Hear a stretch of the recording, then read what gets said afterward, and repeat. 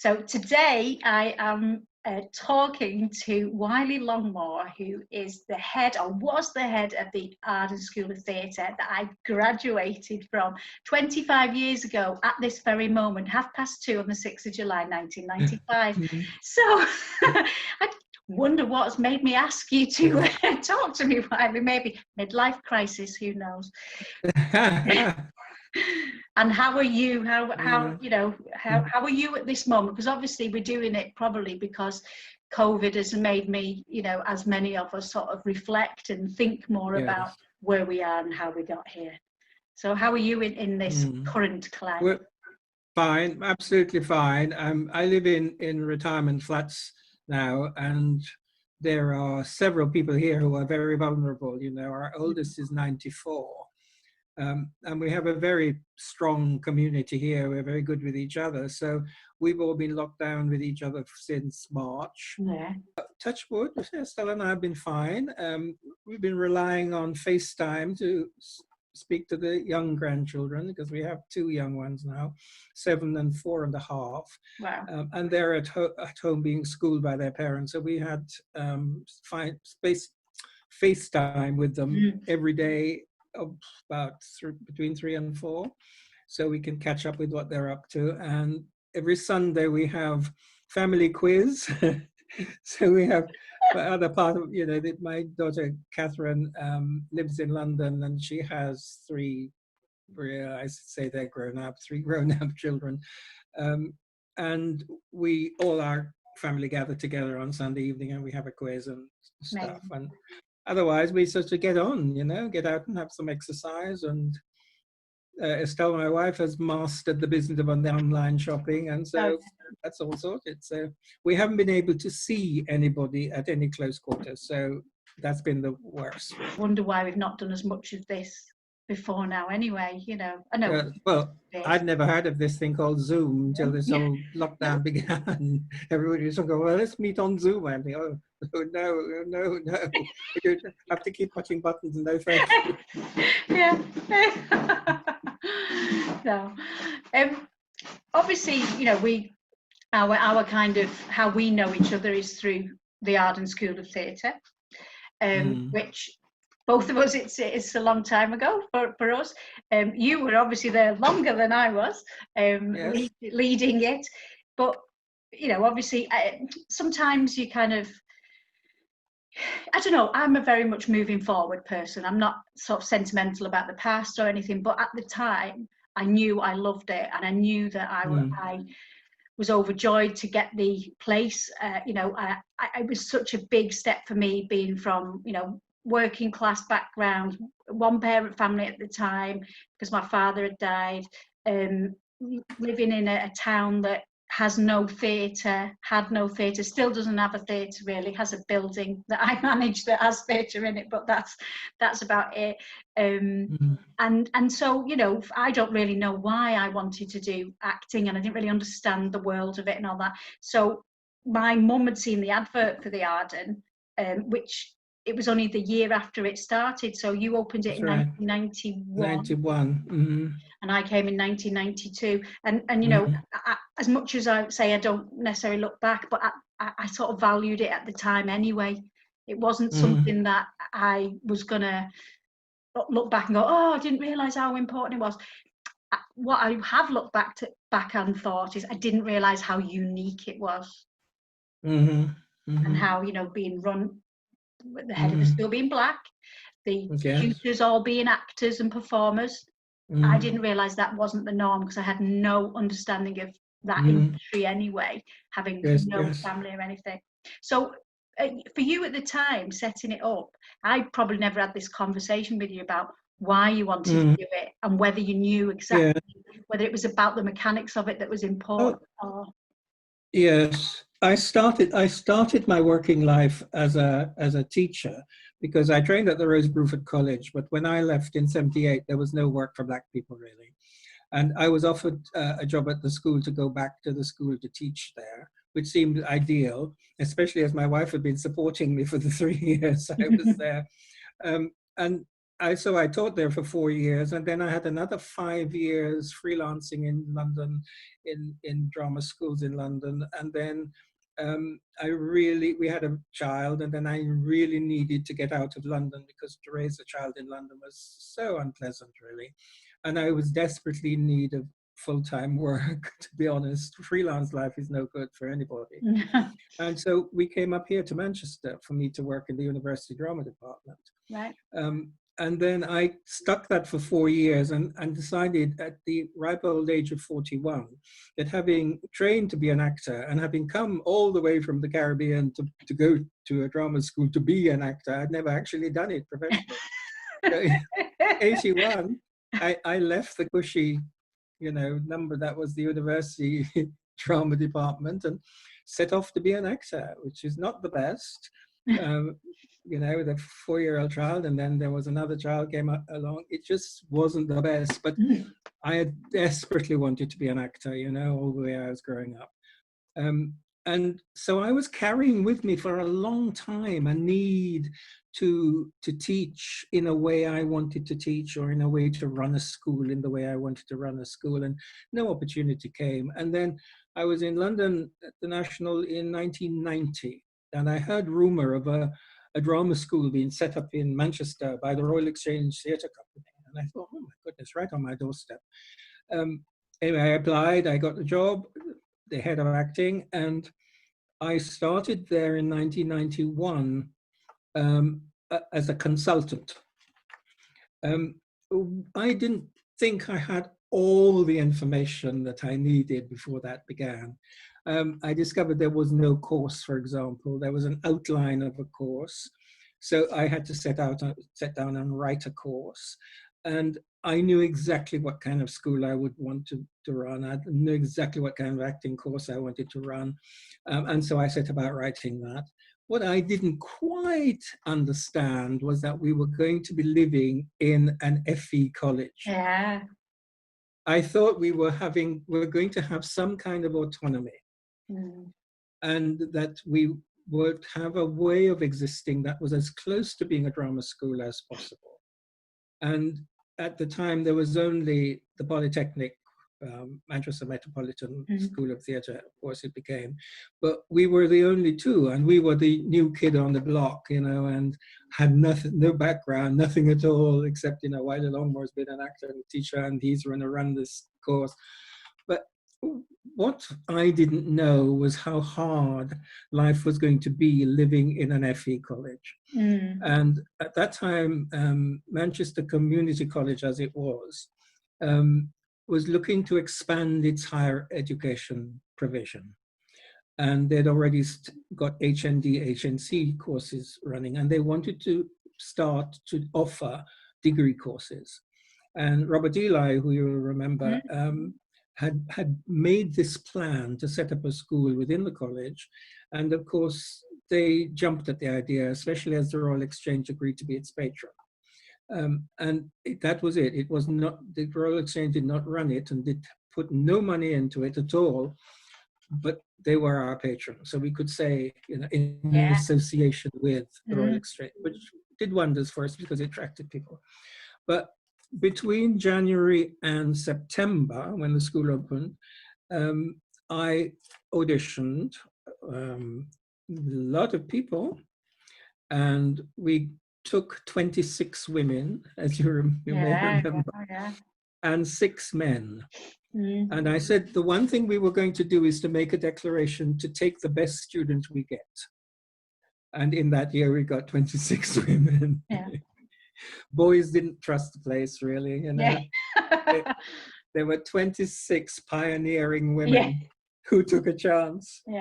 And I wanted it to be, I wanted a statement of intent, anybody who applied wanted to act, wanted to work as an actor. So it didn't matter where they came from, it didn't matter what their background was, it didn't matter what class they came from, what color they were. If they had a real need to act, I wanted them to come in and take a chance. It meant, therefore, we were going to attract women of a certain age. The drama schools didn't take women over 26. You know, you were lucky if you could get there at 26. Very few Black people were being trained in the theatre of any kind at that time. And working class people who needed to work, needed to be at home. You know, we attracted a lot of women who needed to be at home, to look after children or to look after family, who couldn't afford to go to London. You know, and part of the attraction of Arden from the very first day was that it needed to serve the region. It needed to be part of this Northwest. And we wanted to attract people who would be resident in this city and we hope would work in this city. You know, other than other places where people would train and then pop off to London because that's where they thought the work was. So we'd already set out a stall, really, you know, Black person running a acting course. God, who ever heard of that? You know, by the time the school was up and running, you know, we had a 60-year-old woman applying and 60-year-old woman graduating.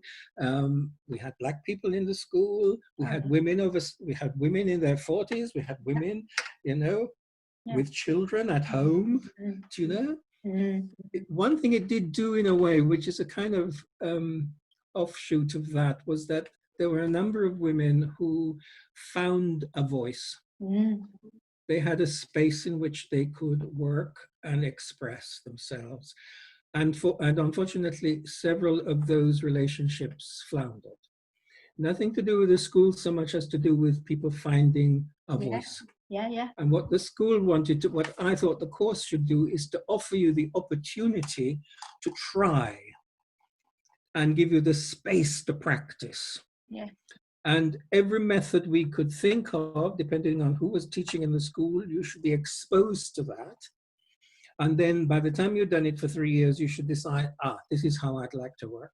Here is the evidence, or here's the experience I've had. Now this is how I want to craft. And you will remember that the third year, when we asked the students to prepare their own work, to go out into wherever they wanted to take that work, over the years, extraordinary pieces of work were presented, you know, in the most unlooked for places, because they had to find venues to put the work. And then I would meet those students many years later and I said, how are things? How are you going? How are you doing? And they're saying, so I said, well, what happened to that piece of work you did just before you graduate? I'm sorry to say, you know, that I said this on the Royal Exchange's conversation the other day, that so many drama school graduates are waiting to be given the job. They spend 3 years and create the most extraordinary performances. If they get the chance to work with really good plays and good directors, they get the chance to create their own work, especially when that 4th year was producing really interesting people. In terms of their theatre practice, not just as actors, but as theatre practitioners, you know, which is what the 4th year should do. And then they go into the working world and they want an agent, and then they want to give somebody to give them a job. And I'm saying, why? So there's a long answer to this question, but there were so many things going on there because we were new. And the other thing was to do with the curriculum. Yes, we needed to teach what would be standard subjects, you know, voice, movement, text. But I also thought we should find room for things like, at that time, like James McPherson came to me, I didn't know him, offering something called New Circus. I said, fine, we're a new school, come in and practice your new. He had to drop a lot of what he did, you know, like high wire act and yes, blowing fireballs in the quadrangle. The college put a stop to fire eating. Oh, we did do it. We squeezed it in one day, I remember. Yes, just a little bit, you managed. After you, they became very strict about the fire eating. But yes, there was dance, but there was also choreographer. You know, not just dance, but how to make dance. There was social dance, Sarah Taylor. And then there were the things that nobody else was doing, the medieval project. Oh yeah, fabulous. You know, go off into Wythenshawe Park and spend time creating work. And then invite us all. Yeah. happened in the grounds first of all, in Arden grounds, and then we went to Withenshaw Park. The Greek project at the end of the first year, you know, tai Chi, yeah, you know, verse speaking, which I was doing. that's right. And the acting class, I was reminiscing with Alan Patterson the other day, and I'm saying we'd all set off to do this acting class, acting study, and we're thinking, what does that mean? And how do we do this? You know? And then I decided I didn't want to teach a very old history of theatre. It's so boring to teach history of theatre. So, you know, Peter Rumney came and started to do this investigation into the history of theatre, celebration and confrontation, it officially became, you know, in that little square of carpet in 33 and 34, if you remember those rooms. I thought the most wonderful and miraculous things happened in those two little rooms with that dirty piece of carpet, you remember? But this was the intent. I taught in enough schools to know that I didn't want to prepare students for the theatre that was there. I wanted to prepare students for a theatre that they would make. And if I could give them sufficient tools and the courage, and I can say, yes, keep going, because I used to get on that old soapbox and I would rant at you, remember? Come on, come on. Rousing you all to action. If I could give you that space and then let you go, wonderful things I wanted to happen. And it didn't matter to me if you then decided the theatre wasn't where you wanted to be, you wanted to be somewhere else, or you changed track and you wanted to direct, or you wanted to write, or all those things. I thought, you know, here is a place for you to find out. You know, which is why the school opened its doors to anybody who wished to audition. You know, I thought you needed to go through that process. And there were people who didn't have A levels. By the time we were a degree course, those things began to matter. So you had to find access courses that they could take and then come in, you know, and people came year after year, you know. I was reminded by Jo Fisher that she auditioned 4 times. No, people did. I remember. You know, and I kept saying, not quite ready. And I didn't, Louise, you will know, but the time you were there, I wasn't in favor of 18-year-olds, you know, coming in to train. The world, you needed to know the world a bit, you know, you need to be able to get at how people function in the world, how the world works, you know. You needed to have a small p, a political stance. You needed to have a political stance. The profession is not great for Black people, and it's not great for women. And if you didn't have a political attitude, how are you going to find your way into this profession and work? Then, you know, I didn't want coming straight out of A levels, really, or out of youth theatre. I didn't think that was sufficient. And more we would say, no, go away, come back again, go away, come back, work, find a way in the world, you know? And that way, sometimes it was hard because people were already so set in their ways that you had to gently remove the excess in order to then get that expressive thing going, you know? So all those things combined was what I was after. So that's a tall order. But no, and I suppose the difficulty is how you sell that. I mean, just looking at before at the you know, the merch, well, what would you call it? Not merchandise, because we didn't buy it, but we got it like the pamphlet, the program, whatever it's called, syllabus. What's it called? Prospectus. The syllabus. So, you know, that was very, very very dramatic in itself, very kind of modern looking at the time, you know, big sort of black and white and all very kind of arty. So I suppose it got a certain amount of that across in that. If you weren't interested in that kind of craft and the art form, if you were interested in, say, celebrity or whatever, which obviously wasn't as prominent then, but, you know, you would know it wasn't for you. But it's interesting what you say about the Royal Exchange, because although we auditioned at the Royal Exchange, and so I understood the connection, and we used to get the free tickets to see the shows up in the top floor, which was amazing. And we'd go on a tour of it, and we did Winter's Tale in the Upper Campfield Market, which was the touring version of the Exchange. We did our showcase there, A lot of that externalizing of the school came from Robert Ely. Robert was all for show, and hence the brochure, really. Yeah, yes, I know it's at Rob's work. Yeah. That is a Rob concoction. Yeah. And I thought it worked wonderfully well. But also, he went to the Royal Exchange and asked for support. Right. And the support was never going to come in any other form other than their name. Yeah. And then once I took over, what was very clear was that no student in the school was going to just become fodder for the Royal Exchange.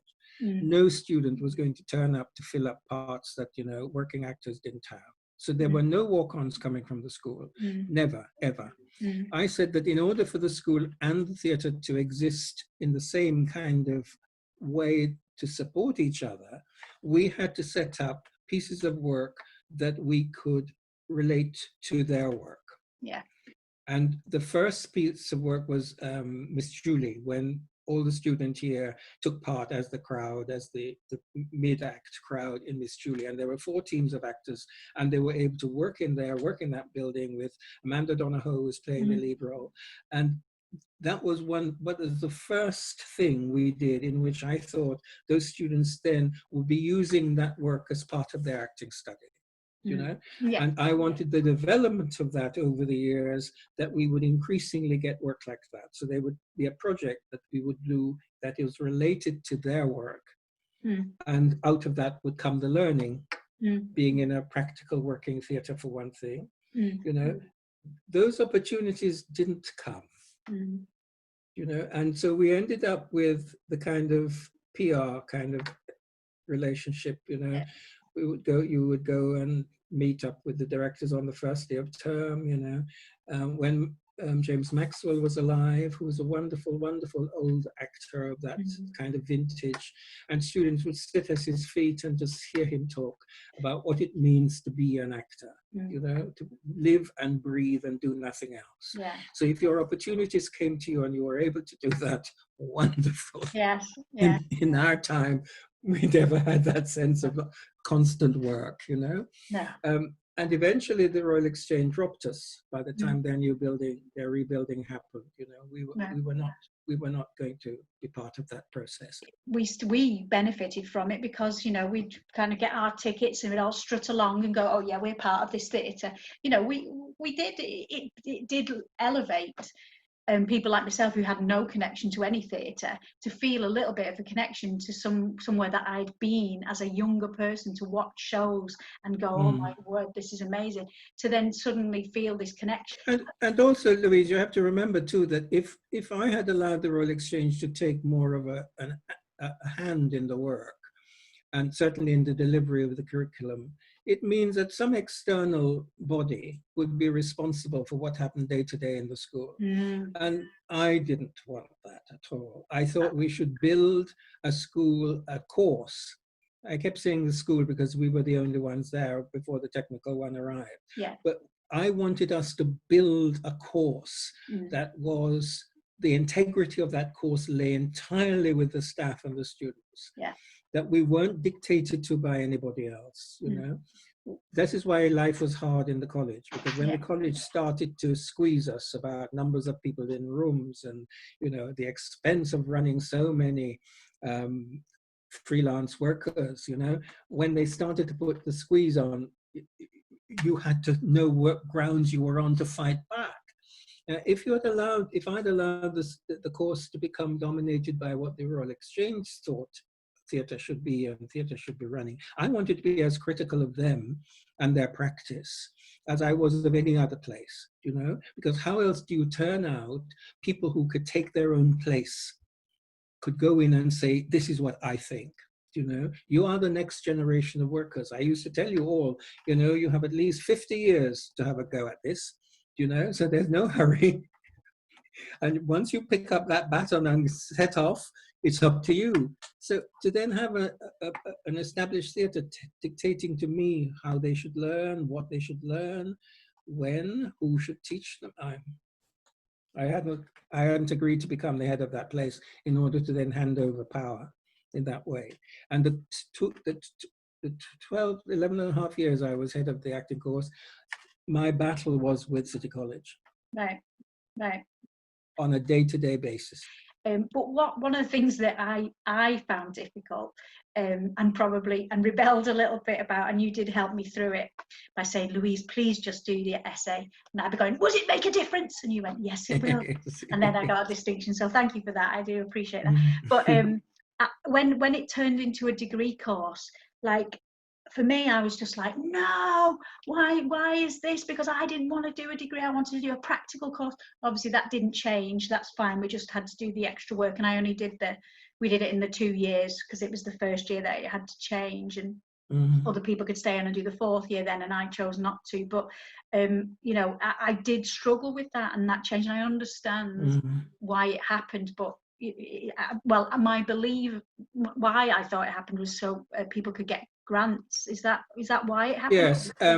When we started in 91, there were no student grants even then, you know, and the city promised to fund 8 places in that first year.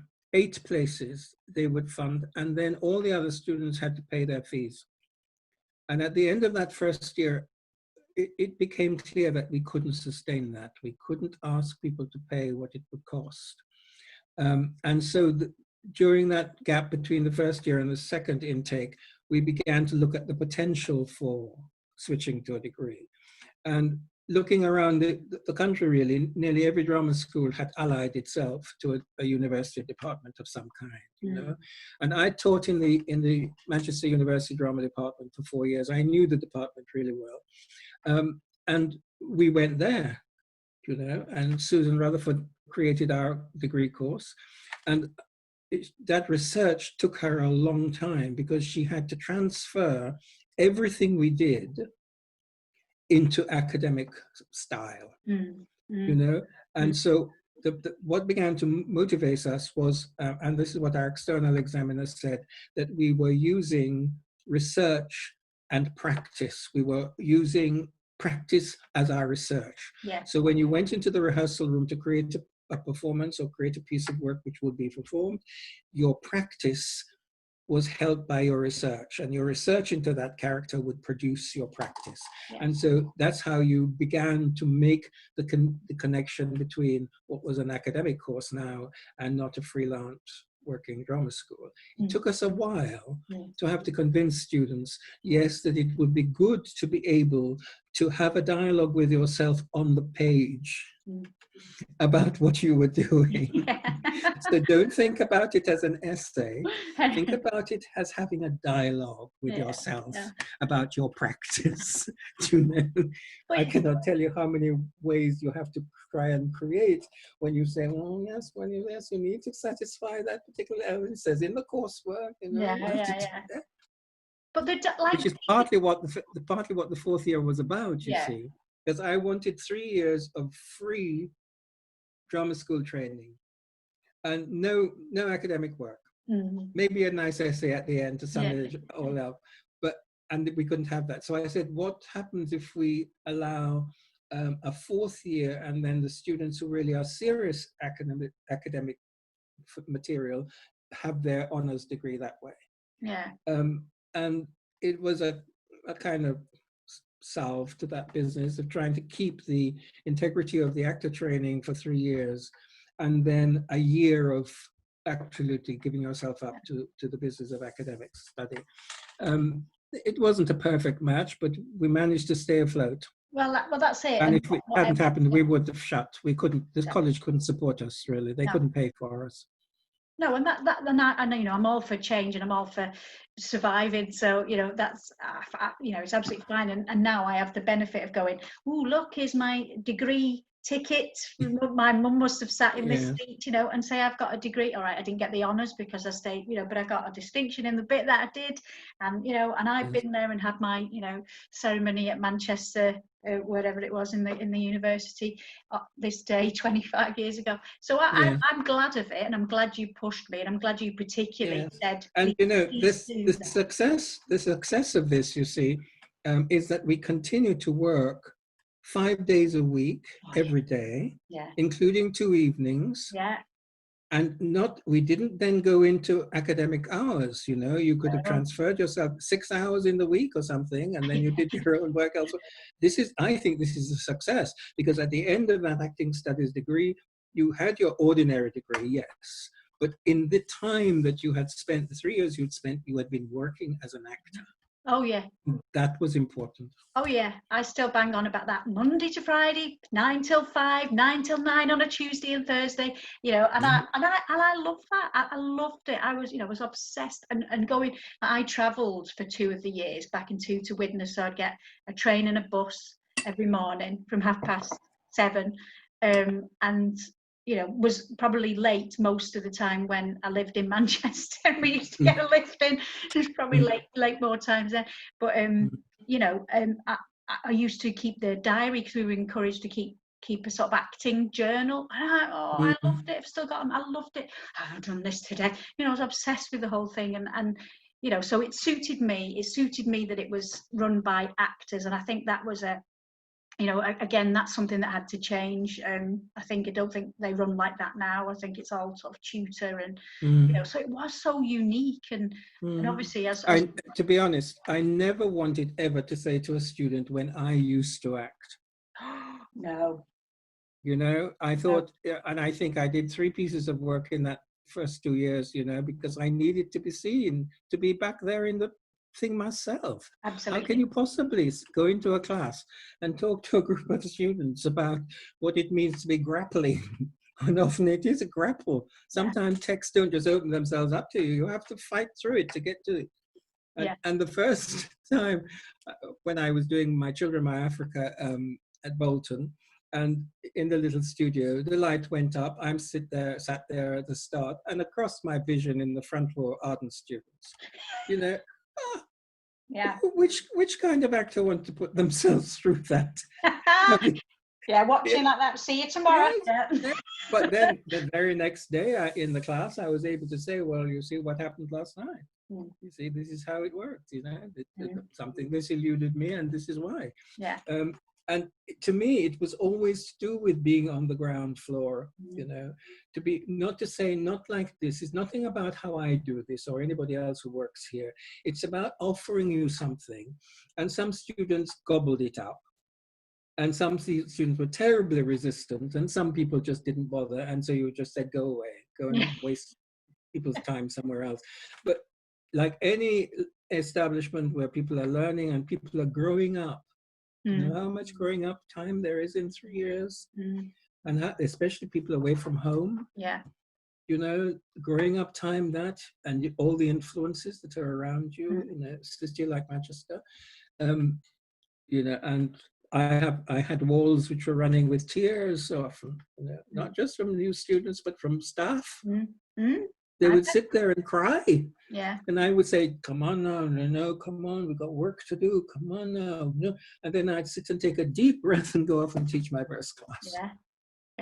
That's the reality of it. But it is, because there is nothing other than the ground floor, is there? You know, why would anybody want to be in the industry and not be in the working pit of it? I don't understand why you would want anything other than the work. But I also remember my audition, the recall audition. So we had like the audition in the Exchange, where I thought Barbara worked for the Exchange, and she was like, "No, I'm just a secretary."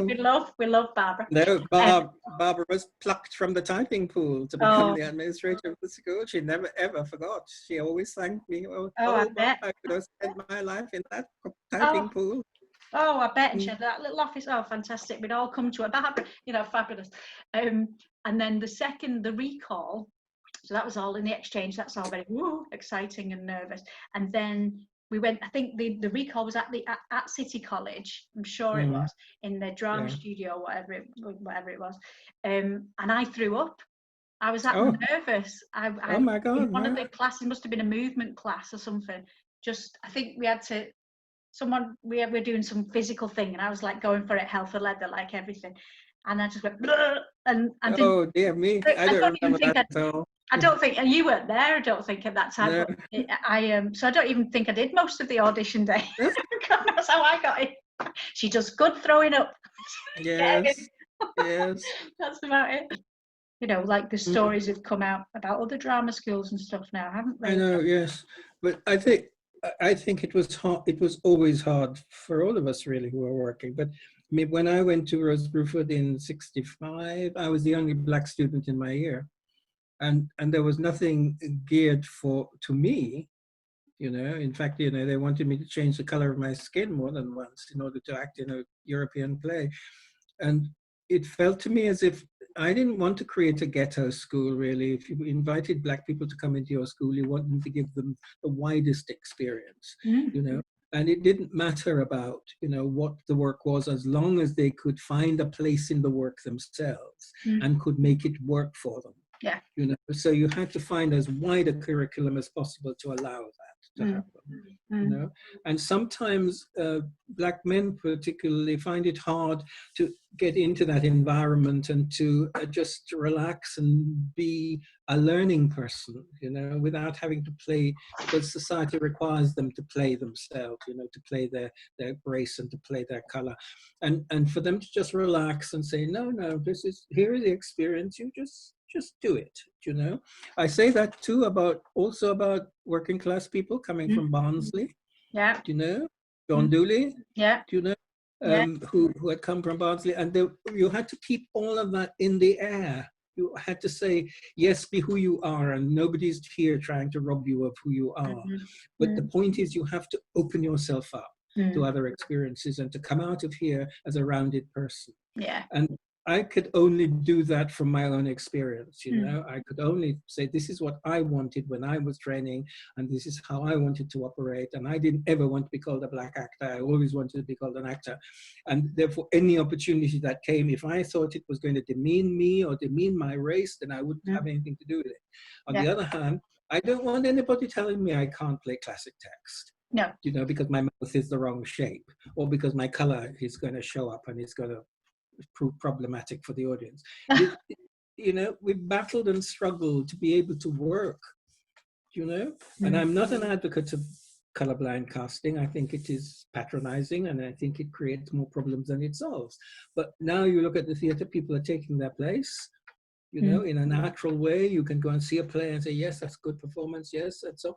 But when we were working, schools were not taking black people, hardly. You know, especially if their accents weren't right.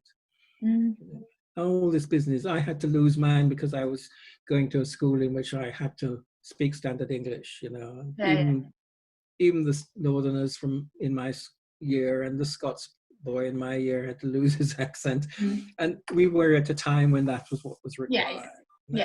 Those times have changed, but I think you have to go on being who you are. And all the mistakes I made, and I made several in those 11 and a half years, I suffered a lot of grief from a lot of people. But I had a vision, I had something in my head that I wanted these students to have. You know, and sometimes they didn't understand what it was I was trying to say. This is what I'm trying to say. It's up to you. It's up to you. Nobody's going to give you any answers here or tell you what to do. It's up to you. This is hard, you know. And sometimes now I look back and I think, my God, I spent 11 and a half years in that place. Could you do that? And how did you feel sort of finishing, you know, were you ready for it, or was it, you know, was it a difficult finish? I told the school, I gave the school 3 years that I was going. So but my last 3 years, everybody knew I was heading out. And why I decided it was time to go was because I was thinking, I was giving more energy to the school and less energy to my own acting work. And for some years, I had thought of nothing but the school. I also became aware of how the college was moving. You know, in successive people who managed us, you could see where they were heading. They wanted to cut us. They wanted to cut the course. And as long as I was there, they couldn't do it because there was no way I was going to go into a meeting and agree to any kind of cutting.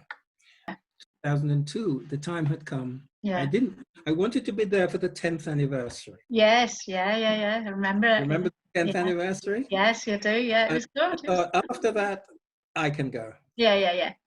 The best experiences from those years was always going to be when students took their own way, or identified what they wanted, why were they there, and what did they want, rather than how much could they be fed, you know, how much easy answers could they have. And I think you always had to make the choice, to me, always had to make the choice that you had to do your own learning.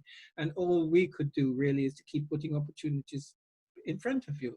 And sometimes extraordinary pieces of work happened in those little rooms, you know, and a student would venture and dare in a play, and you'd see them absolutely bare, and you think, God, how, you know, that's a fabulous thing to do. And then they'd frighten themselves and then, you know, take the easy option the next time. But you had to make your own choice. It didn't suit, the Arden model didn't suit everybody, you know. Some people didn't fit, they couldn't move, they couldn't have space, you know, it didn't allow them that freedom in the way they wanted, you know. And some people fought like hell against what was going on, and some people just literally sat down and did nothing, you know. And other people just literally forged ahead, you know. Times I think, my God, look at that work. But I fully admit that, like any place, any training establishment, some people profited, some people didn't, you know. And some people will probably look at me and think you ruined my life. But you know, I take it as it comes. I did what I thought I wanted to do and what people would benefit from. And a lot of people like you have, you know, found their way, found their own way, for heaven's sake. Absolutely. And I think that is something, it might be hard to learn at the time, but that's definitely something I got from it. It was, and I remember kind of near the end, when just before leaving, you said to me, so then what are you going to do, or something like that. It must have been in, you know, last supervision or something. And I went, well, I think there's room for me. And you went, yes, I think so too. So good, go out there. And that was it. That was all I needed to just, you know. But what do you think in terms of, you know, obviously we mentioned before about COVID, obviously having a massive impact on theatre and the industry. And we've just had this announcement last night about the 1.5 billion. You know, what's your sort of thoughts for the future, whether it be for drama school or for theatre in general? It's a big question. And the exchange. It's a huge question, but you will remember that I kept saying to you in your time, you know, that when the theatres were closed, you know, when the Puritans shut the theatre, or when the plague was around and people had to shut the theatres up, the actor went on the road. You know. And I was fond of saying that when these buildings have all fallen over and fallen down and are just rubble, you lot will be out there on top of the rubble making work. Because that is how the theatre survives. The theatre survives through the efforts of the people who make the work, you know. And we have, a theatre has become so enthralled to the director and to the designer, and money is spent in a profligate way, creating the designer's concept or the director's concept, and you're looking for the play in amongst all of that, and you think, who is speaking, who is this speaking to, and who is doing the speaking, who is this for? Most of the time you don't know who it's for. You think it's serving some kind of wonderful vision that they all have, but you are there, sat there in the audience wondering what the flaming hell is going on. And to me, it's always been so. I've always thought that this is why I thought, you know, this is what acting is about. Acting is taking, you know, taking your own voice and speaking, and often as loudly as you can, because sometimes people aren't listening and you really need to shout. And I think this is what will happen. This whole shutdown, you know, everybody's saying we have to find a new way of working, we have to find a new way to relate. You know, Roy Alexander Weiss at the Royal Exchange said once that, you know, it's about the people who aren't in the space and the people you want to be in the space. That's what you should be thinking about. You know? So we have to go back again to thinking it's up to us. How are we going to speak? It's up to us. You know, and that is an individual responsibility. And I don't think anything has changed as far as I'm concerned. All the years since I arrived here in 1961, you know, on my own, with this dream to be an actor and to go to drama school and to speak Shakespeare and all of that airy stuff, you know. And I'm here still, 4 months' time, I'll be 80, and I'm still here saying exactly the same thing. Yes, yes. It's up to us. Yeah. We need to find a voice and to speak, and not wait for somebody else to tell the story. Get in there and tell it yourself. Yeah. So my hope is that we will find more and more, we will remind ourselves that the people who operate in those buildings and the people for whom they tell the story will be the most important thing. Yeah. All the peripheral stuff, you know, the expensive costumes, the unnecessary sets, all of those should really be put away and get back to the actor in the space speaking. Yeah. Well, what you want. I'm definitely certainly with you on that. Louise, we've never had any money, you know. Actors have never had any money. They have, you know, when they were going around, you know, with begging and with the, you know, the hats and do a turn and, you know, do a song and a dance and bang a tambourine. They didn't have any money. No. You know. Then we moved into grand houses and expected to suit ourselves, you know, to fit the grand houses. I think we should remind ourselves that we have it all here. Oh yeah. Here in us. You know, do you kind of think about Arden as a tiny part of your life or a massive part of your story, or do you think more about what happened after as an actor that's more defining of you? Sort of, where does it sit with you?